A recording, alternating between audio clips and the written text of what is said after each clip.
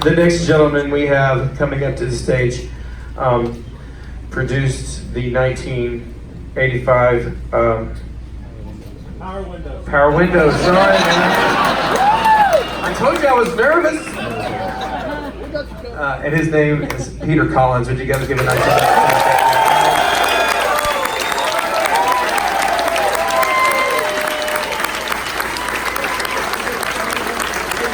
I think we have one vacant chair left here.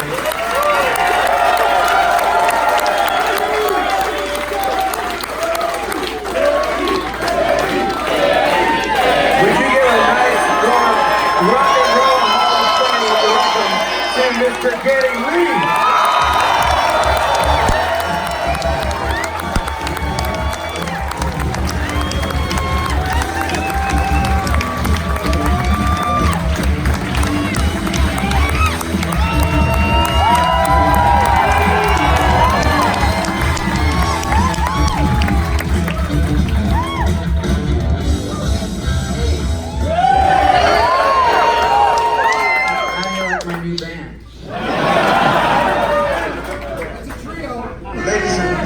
What a pleasure it is to be here. And our job, Nick and I's job, is to ask questions of Geddy, but before we get on to the bass, I'd like to ask you a question I've been meaning to ask for a very long time, Ged. Okay. When I first started production out in England, I was pretty much a pop record producer. I produced things like Pass the Duchy from D Left Man Song. And I got the call to come and meet with Rush and talk about making a record with them. I'd barely heard of Rush in England because I'm a pop music guy. And the only rock records I'd ever worked on were Tigers and Pantang, a group from Newcastle, and Gary Moore, who was it wasn't a huge, I didn't have huge rock credentials. So, Geddy, I'm very curious to know, why on earth did you hire me? Peter, that's a question I've asked myself. Actually, the truth of the matter is we were on tour with Gary Moore at that time. And he had one song in particular, and of course the name of the song escapes me, but Gary played me... It was Empty Rooms. Empty Rooms, that's what it was. And he played me the version of the song before you produced it, and the version of the song after you produced it, and we were impressed. We thought, okay, good song man here. So that's why we wanted to talk to you. It was all down to Gary. Gary had good things to say about you, and of course, as you know, rest in peace, he was one of the great, great guitar players.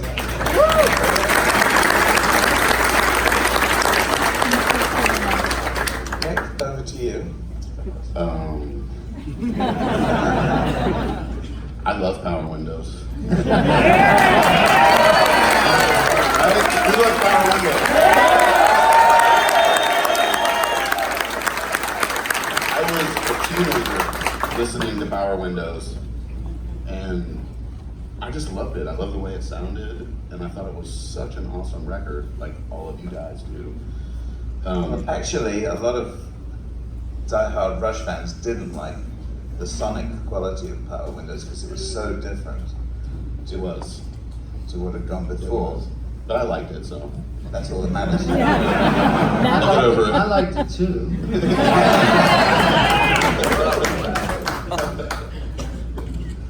I want to thank all you folks for coming out tonight. It's been a few years since I've been in Nashville, and it's nice to be back and nice to see a variety of Rush shirts out there too. You may notice this instrument on stage. This was my wall bass that I bought in the early 80s in England. And of course in England, in the 80s, there was a lot of great innovations being made with sound. And it was myself and Trevor Horn were collecting huge arsenals of equipment and competing to see who could buy the the latest bit of cool gear. Well, the wall bass was something that I really loved at the time, and when the band came into England, we were recording at Richard Branson's studio called The Manor, and Rush brought all their massive amounts of equipment and roadies and guitar techs and so forth, but I always had in the back of my mind, I'd like to hear this bass with this band. And do you remember why we ended up using the wall? Well, we were working on a song called The Big Money. And I pulled out the Rickies, and you know, it's kind of a snappy little tune in terms of the bass part, and the Ricky just sounded stiff. You know, it didn't have enough kind of snap to it. You know, it was almost a little too heavy for that. Didn't have the articulation. Yeah. Of it. And so we went through at that time I didn't carry a ton of basses, maybe 4 or 5 basses around with me. And we went through all of them, and it wasn't quite happening. And then you suggested I try the wall, and I'd never played a wall bass. It just sounded great, and Jimbo got a great tone out of it. Yeah. And we ended up using it on, I don't know, at least 3 songs that I can think of. Grand Designs, and I'm not sure if we use it on Mystic Rhythms or not. I don't remember, but it was a few songs. Yeah. But anyway, and then I called up the people who made your bass, and I went to see them, and they made a bass for me that I used on tour, and it kind of went into this wall bass period. But which is illustrated. My wall basses are in this book. You know, the book is divided into a whole bunch of chapters. Most of them deal with vintage instruments from the late 40s, early 50s, right through to the mid 70s. But there's a chapter where you guys make an appearance, and that's a chapter that I call my favorite headaches.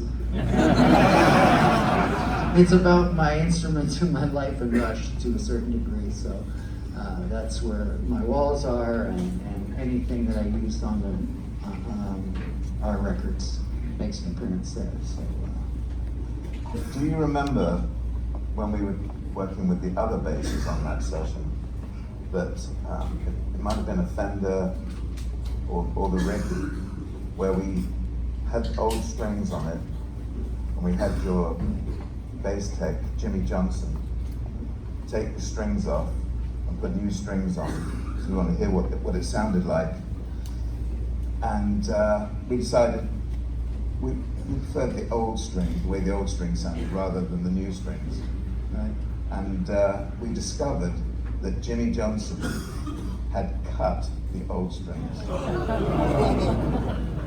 Do you remember that? what a tragedy. We were all so just kind of getting used to each other, because it's the first record we made together, and we're all very kind of hyped up to impress.